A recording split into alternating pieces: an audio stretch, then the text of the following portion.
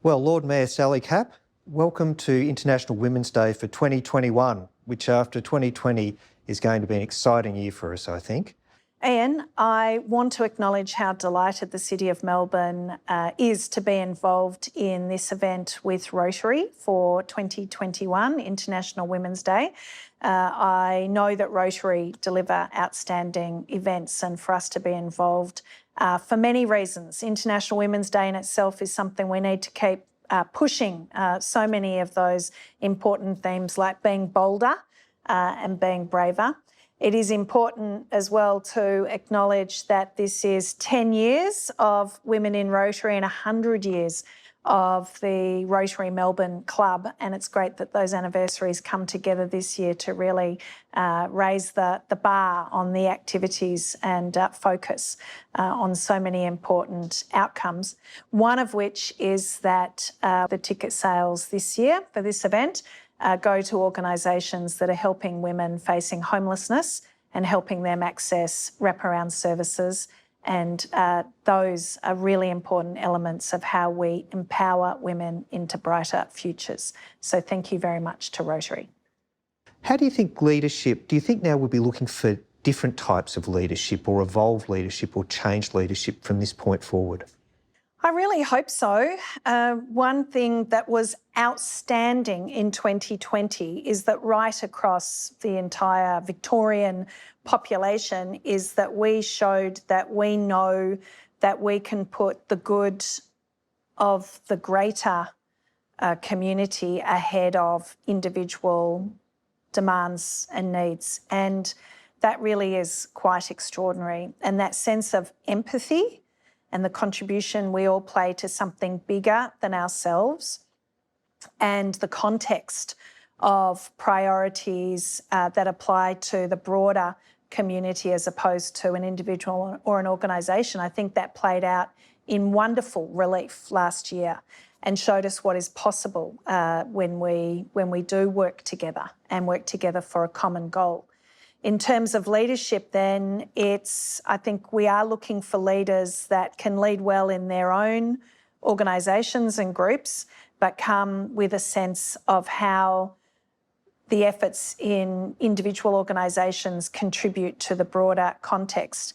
And I don't mean just for social good, because I think we're also seeing that this is a time of reset and renaissance. This is a time when elements that may have previously thought would impede each other, like growing an economy and building environment and sustainability outcomes, may have previously been seen as mutually exclusive, and now we should be seeing them as ways in which they can work together and benefit each other so that we achieve both of them at the same time.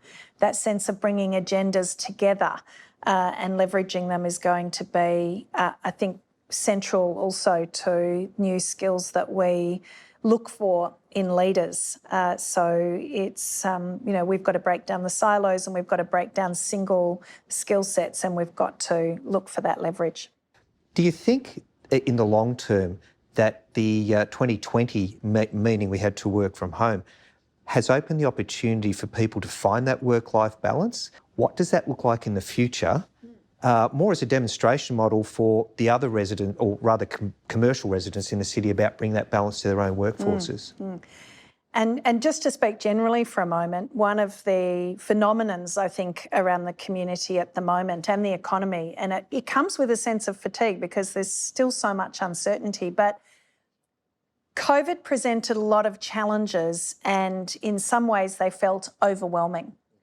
And yet the reset from the pandemic means that the opportunities for what our future is absolutely profound. We don't often get these moments in time to reset and be more deliberate about what we want to achieve. And this sense of flexibility in how we work and live, how we mix different elements of our lives so that they work better for the individual but still work well for organisations is, I think, one of the silver linings out of COVID.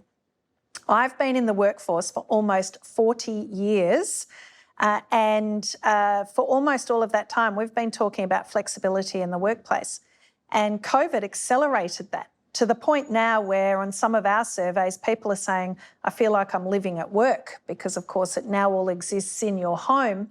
We may have seen extremes, we are seeing extremes to the other way.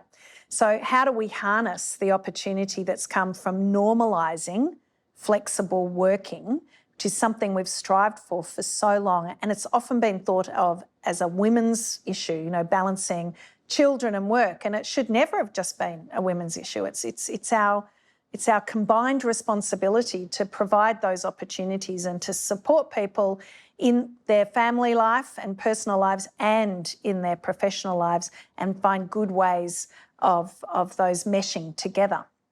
Frankly, so that we get the best out of people and their talents, and so that we get the best out of productivity opportunities, and so that we don't have burnout and we have people with long, productive careers. So for all of those reasons, we've got to grab flexibility and make it work well for individuals and for their organisations. That's really the next part of the opportunity or challenge, depending on how you look at it. And we've got quite a bit of shakeout to happen, but that conversation is now starting. I'll give you an example in our organisation. We, pre-COVID, had about 37% of our workforce enabled to work from home. That's now 85% of our workforce. Now, there was a barrier previously. That barrier, through enormous efforts and investment, we're very proud of the way we're able to mobilise that, means that more of our people are able to work from home than ever before.